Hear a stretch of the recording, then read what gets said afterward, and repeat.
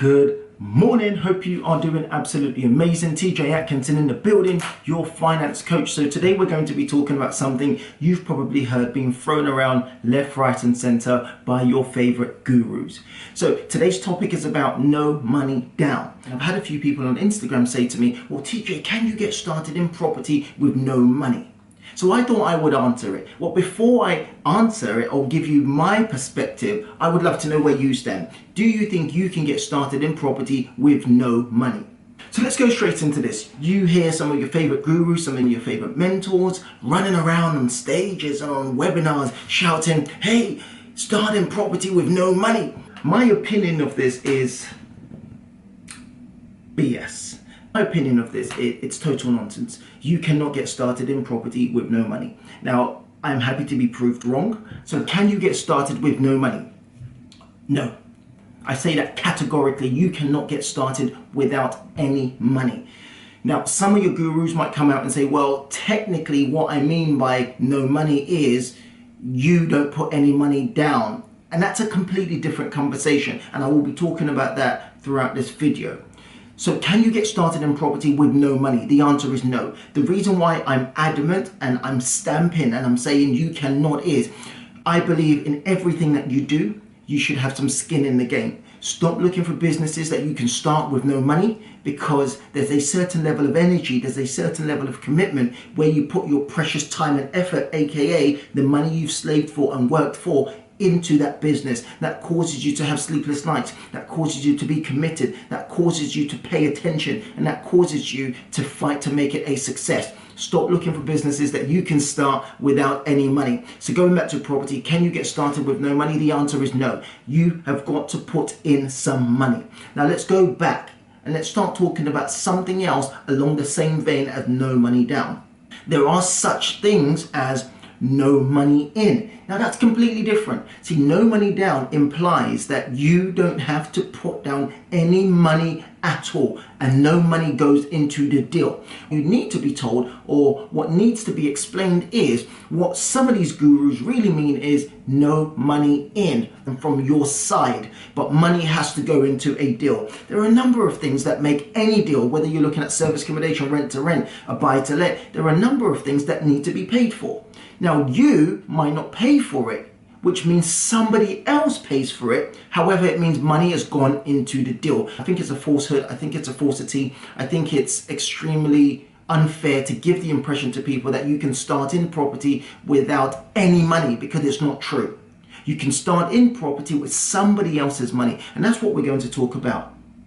Now, this leads on to talking about joint venture partnerships, or what we call pie moves, which means put your money up, which means you go to someone, you explain to them that they could be doing better with their funds. You look at the rate of interest versus rate of inflation, and you conclude that they're losing money effectively, and you propose to them that if they invest with you, you can offer them a better rate of return, or you can joint venture with them, which means they trust you and they give you their money to put into whatever investment you are making, whether it's a service accommodation or a buy to let or any other property strategy. But what that fundamentally means is money has gone into the deal. It just means it wasn't your money that was thrown into the deal. So can you get started in property with no money? Yes, you can, without any of your money, but somebody's money has to go in. I know it sounds great, it's a fancy title, it gets people excited, and the people who are always looking for a quick way to make some money without any effort, of course they run and they gravitate to it. But the reality is this, please believe me on this, and this is for your best interest. Stop looking for opportunities where you can get into a strategy or a business without having some form of financial input. And that financial input doesn't have to come from you. It might mean you borrow the money from someone else. It might mean you take out a loan, which I'm not encouraging, but again, there are such things as good debt. So again, we can talk about that in another video. But the point I'm trying to make is no money down deals do not exist. Now, there are different ways to go around this. I'm just going to rant throughout this entire video. There are different ways in which I could explain a no money down deal. I've done several, in quotes, no money down deal, but money has gone down. And I'll explain it in this way. I've taken on service accommodation units where I've been able to negotiate with the landlord that I will get a 3-month rent-free period, which means in order to take on the property, I've negotiated that I don't pay rent for a specific period of time. or I don't pay a deposit, which means I'm entering and I'm able to start generating some income before I'm legally obliged to start paying the rent to the landlord. That comes from negotiation. However, there are other costs involved, costs such as agent fees, costs such as setting up the property. And in many of those cases, what tends to happen is we make some sort of agreement with the landlord that we will be responsible for tidying up the property, maybe painting the property. It all comes down to the negotiation. So that is the closest thing. That's the closest thing that I would refer to as no money down. But it's not something every single person can do, because not every single person can negotiate. Not every single person has the confidence to go out there and stand face to face with a landlord and tell them that this is how my business works. I'm not paying rent for X amount of period. I'm taking on your property. I'm going to start generating some income from your property before I start to pay you. So again, I think some of these titles are misleading. Let's go through some of the titles. One of them is no money down. We've spoken about that. No money down does not exist. Money has to go into a deal. Whether it's your money or someone else's money, there's got to be money that goes into every single deal. Even if you sign a lease option, there's got to be money that go into a deal. In fact, let's talk about lease options. Signing a lease option. Most likely you're going to have to pay for the solicitor's cost, which is going to cost you, even if you get a cheap one, £500 to £1,500, in some cases maybe £3,000. So no, money has to go into a deal. If you're talking about serviced accommodation, you're going to have to furnish the property to a decent standard. Money has to go into a deal. If you're talking about a buy-to-let, money has to go into a deal, because you've got to pay for conveyancing, you've got to pay for your mortgage product, you've got to pay for your broker. So yes, money goes into a deal. It's a falsity, it's a falsehood, it's a bad narrative to be spewing out there, because people will have the impression that they can get something for nothing, and I think that's dangerous.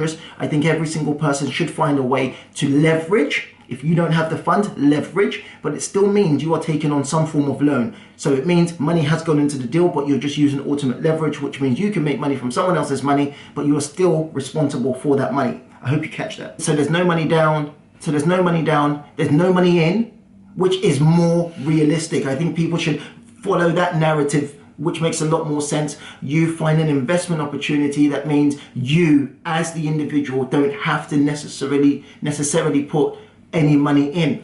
I've done a number of these deals, no money in, and in some cases with some of my ex-mentees. So once they've graduated, once they know what they're doing, once I'm confident that they know exactly what they're doing, rather than them staying on the mentorship program, I technically get an income from their investment or their serviced accommodation, because they have me on standby as a consultant. So for me, I've got into a property deal, but I haven't had to put any money in. The mentee has put money in, but they're no longer paying me a mentoring fee, but they still have me on a consultant or as a mentor, but they're not paying me. So technically I earn income from their profits. Again, that's no money. It comes down to being creative. No money in for me.